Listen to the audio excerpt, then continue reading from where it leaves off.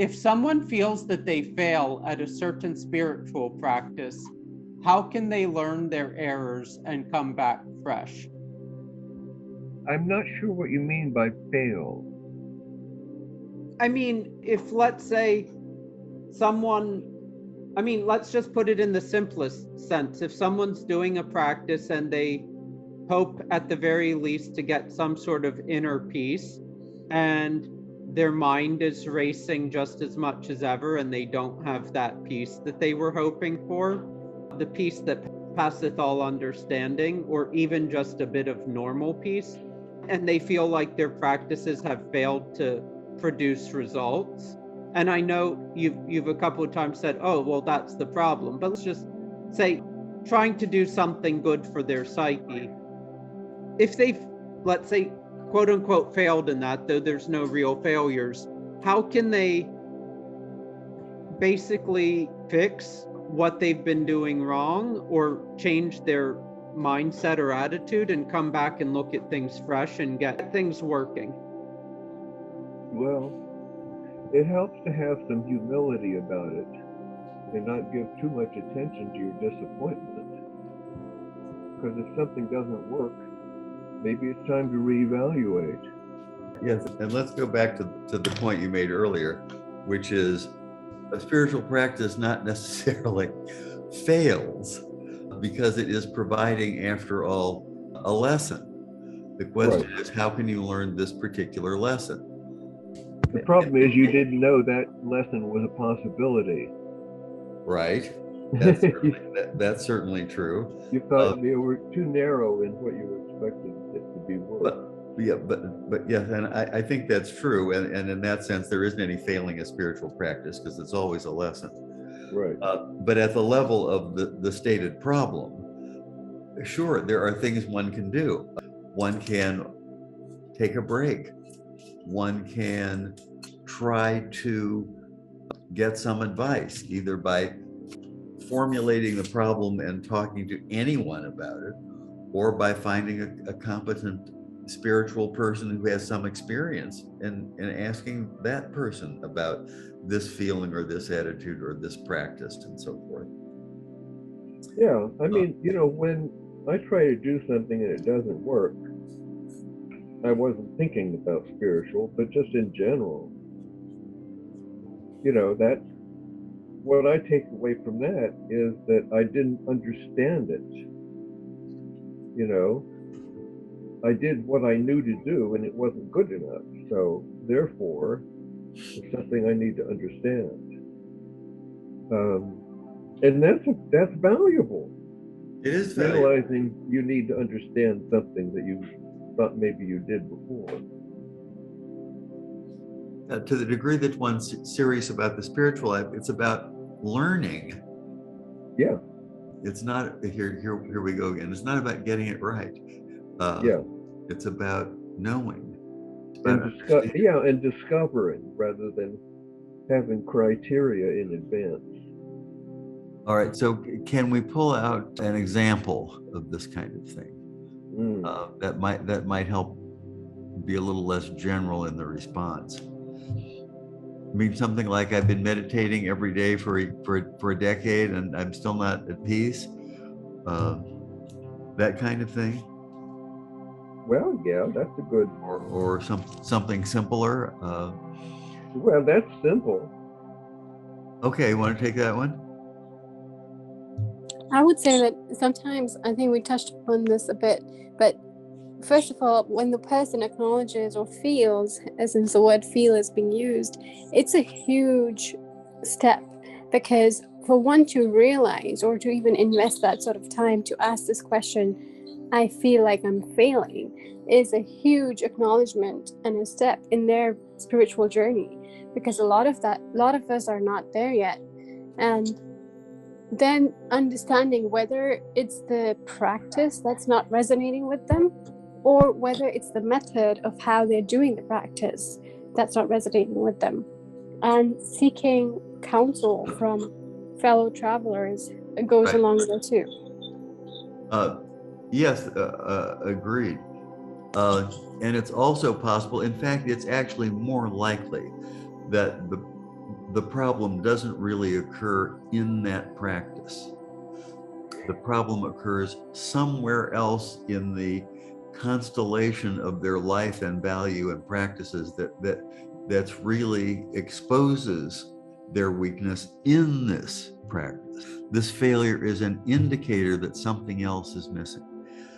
And I think I see that a lot in the world of spiritual practice, where people say, I've been doing meditation for 25 years and nothing's happened. Well, then it's a success. that's success. Well, When nothing's yeah. happening, you're doing it right.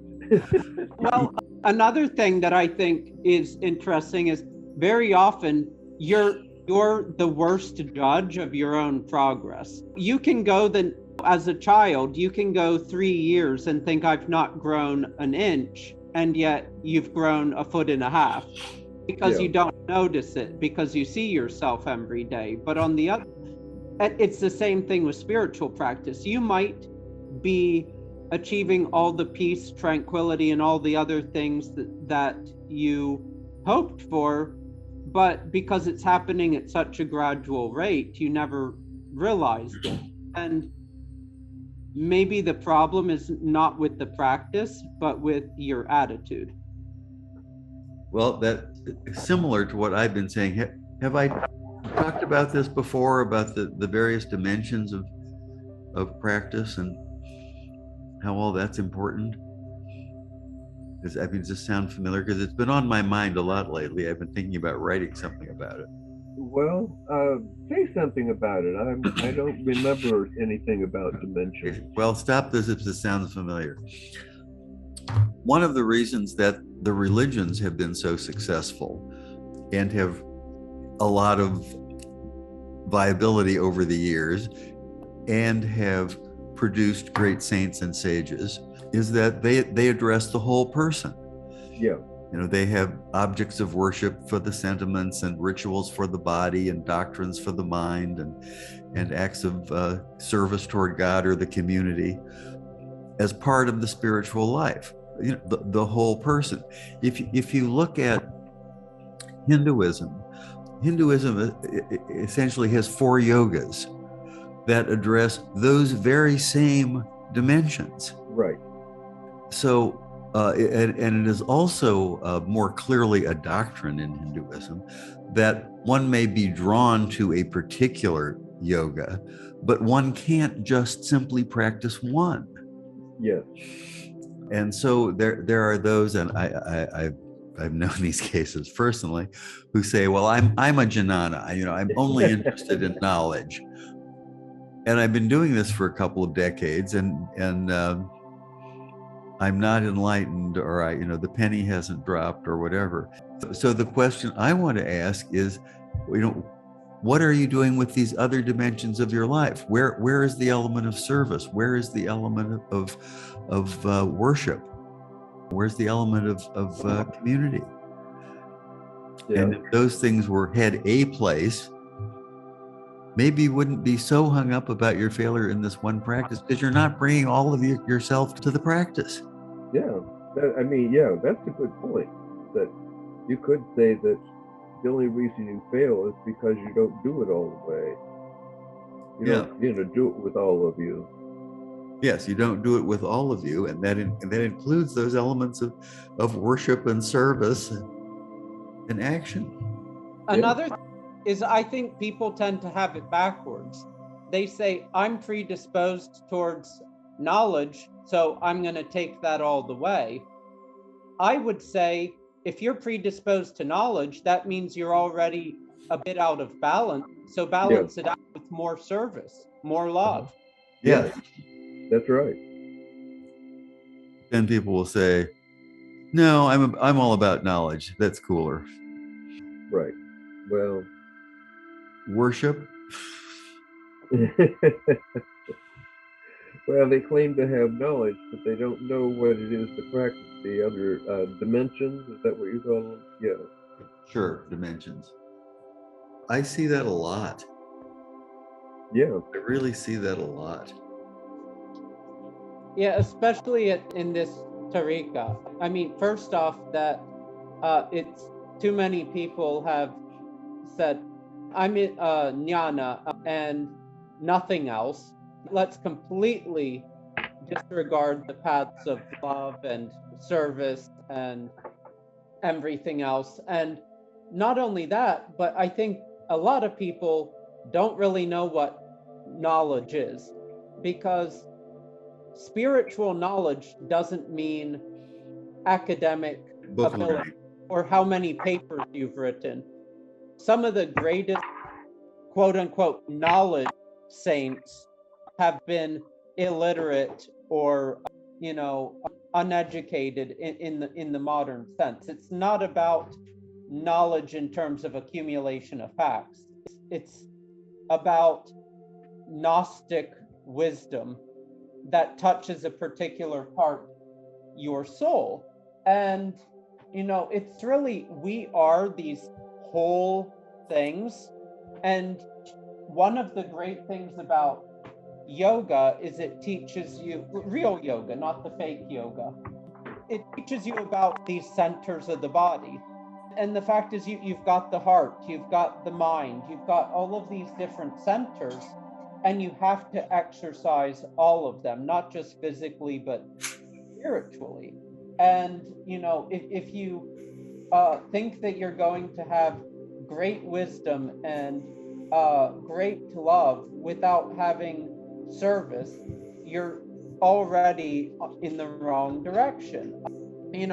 Look to someone like Francis of Assisi, a great saint that was also having a love for all of creation and performing service. All of the saints were whole individuals, and that's the difference. That's what makes them saints, is that they're entire, they're whole, they're connected. Yes, holy, as the term, of course, means whole. Right. And even if you're following, say, a path of love, then you still have pointers to that, because you should love the Lord thy God with all thy mind, all thy heart, Right. and all thy strength, and that sort of covers the other three. Yep. And it's not simply a question of some piece of knowledge to figure out why you seem to have an inability to do something. It may be that's just on another level, in another dimension, whatever. But you might discover the answer to that if you got a little bit more into, another yoga. Right. But yes, I think the spiritual life calls for the whole person. Right. And so the big question to find the answer to is, why can't I give all of myself to them? And I think part of it is a problem that modern religions face, is that, to a large extent, a religion is training someone for reunion with the divine, or a knowledge that you're already united with the divine. But there's a whole set of things that work these different centers. And the problem is, the more rationalist we've become, the more we tended to get rid of certain things. And, we desperately need the cycles of the day, the cycles of the month and the year, a connection with the cosmos, ritual. We need ritual even more than we need bread, not in a sense of, a connection to idols or something, but in a way of making us feel connected with that which is at all times. And that is why there's more truth in Catholicism than Protestantism, more in Orthodoxy than, either of those to a large extent. Why Islam, and specifically Sufism, has something still left in it. Why, someone like Sheikh Isa went to Islam, because there is that connection to things. But you know, it's modern Islam, Protestantism, modern Hinduism, they're all going the way of like, oh, let's attend some sort service, you know, once a week. Let's, you know, show up for some sort of religious function during major holidays and pray occasionally, and that's our religion. And that just doesn't cut it. On the other hand, someone that's devoted to things like meditation and yoga and whatnot, that alone doesn't cut it. Reading all the books on spiritual anthropology and metaphysics, that doesn't cut it. You need everything to come together. If you take one piece out of the puzzle, that doesn't do anything for you. You need all of the pieces. Right. And, you know, the distribution of the different different elements may be, you know, different because people are different. And the proper balance, you know, might not be the same, you know, for another person as it is for you.